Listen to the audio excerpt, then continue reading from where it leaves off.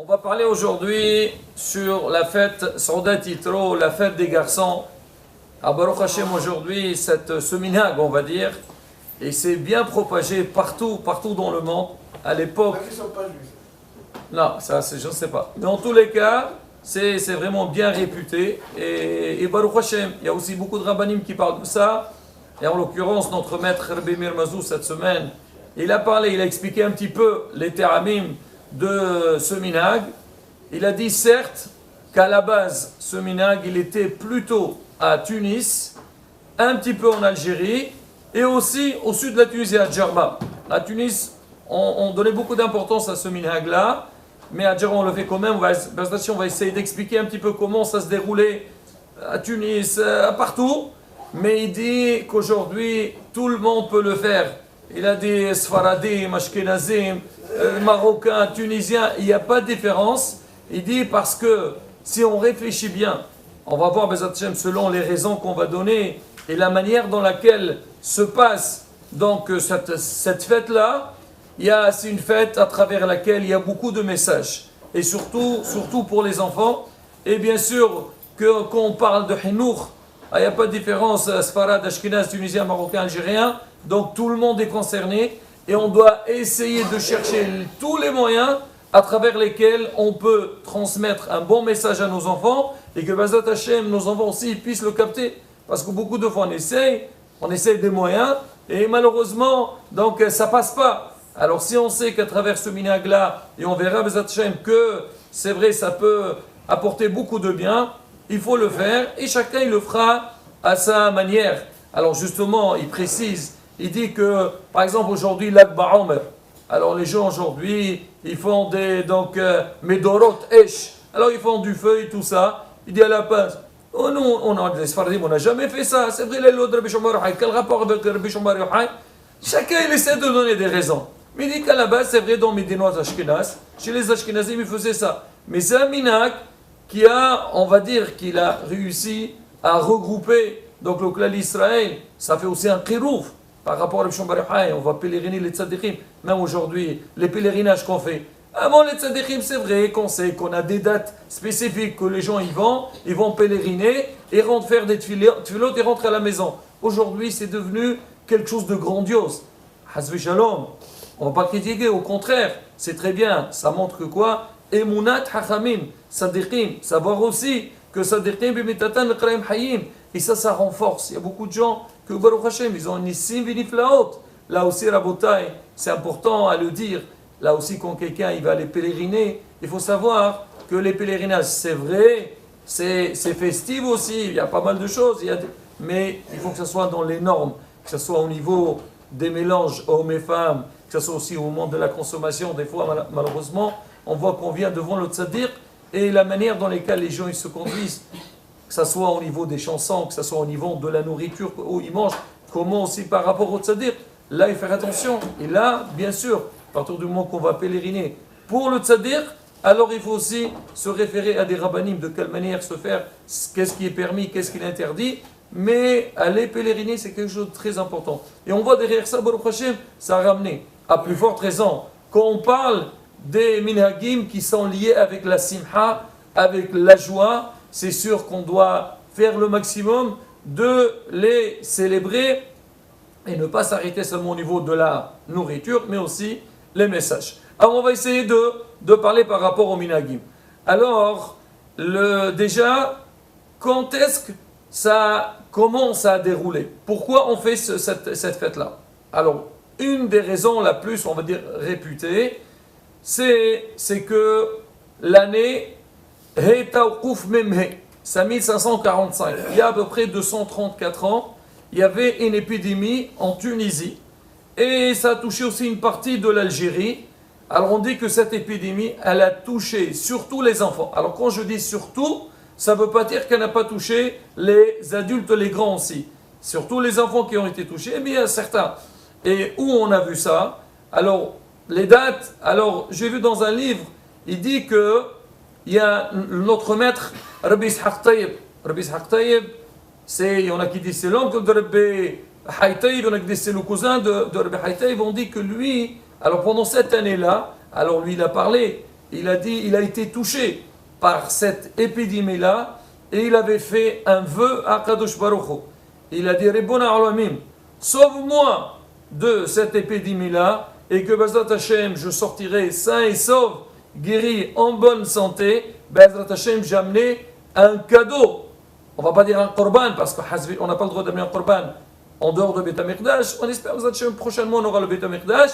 Il a dit, j'amènerai quelque chose de propre et de valable pour toi, Kadosh Baruch Hu. Et quand il a guéri, Baruch Hashem, il a travaillé, il a sorti le livre Ayrech HaShulchan. C'est un livre qui est très très important, qui est utilisé par énormément de posrim. On le voit souvent dans les Sheikh Tchouo de Morana Rav Yosef et tous les posrim. Alors, et on dit que c'était cette année-là.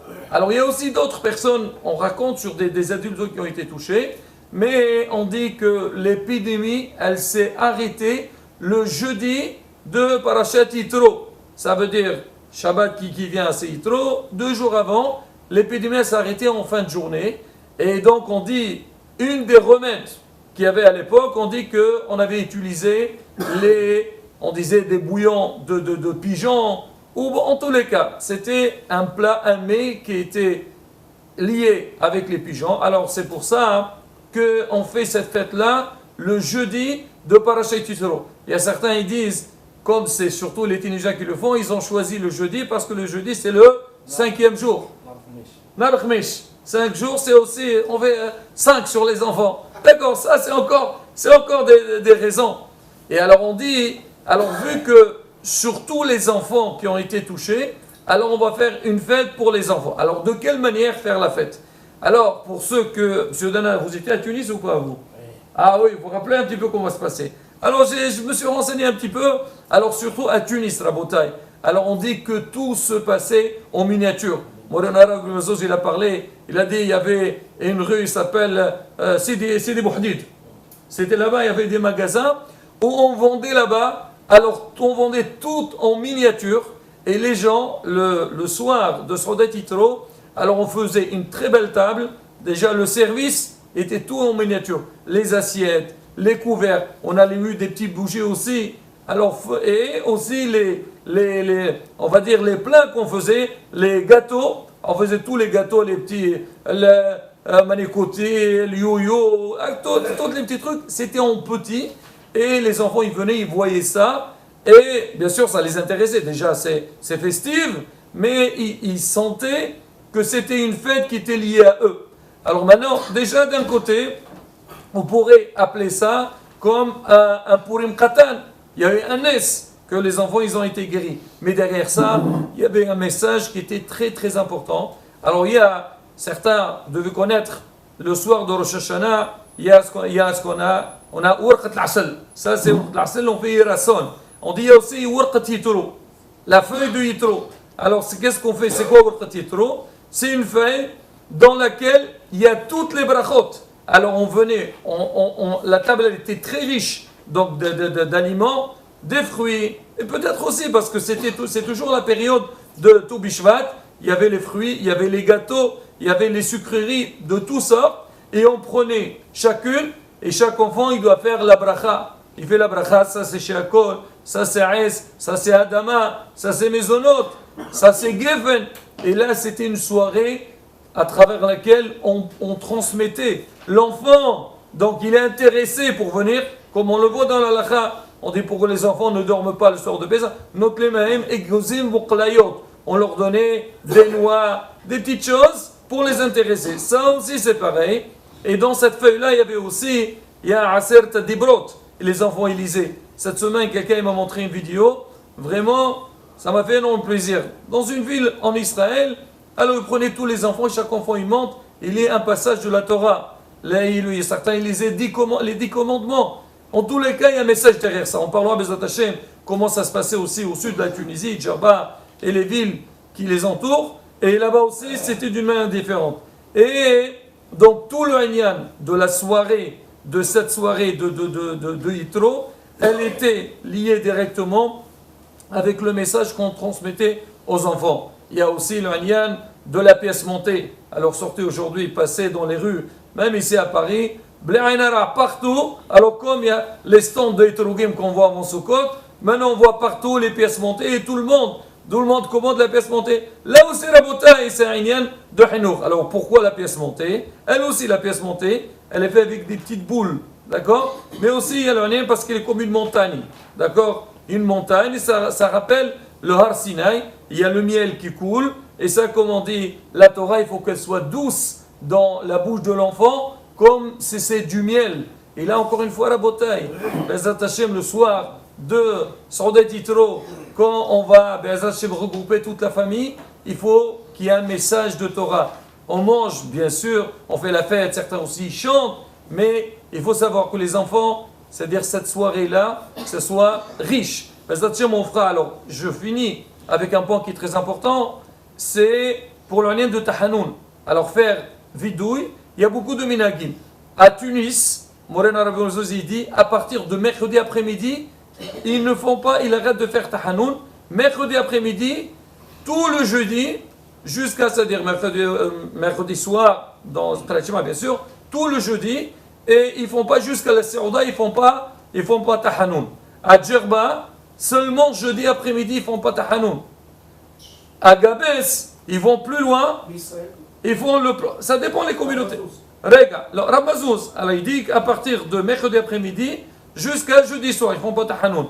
À Gabès, même le vendredi, ils ne font pas Tahanoun. Ils font le pont, donc depuis mercredi après-midi jusqu'à Shabbat, jusqu'à dimanche. Et là, Rabotai, c'est des minagis. Chacun. Comment? Celui qui n'est pas tunisien, si tu prêts avec des Tunisiens, fais semblant que tu es tunisien. D'accord?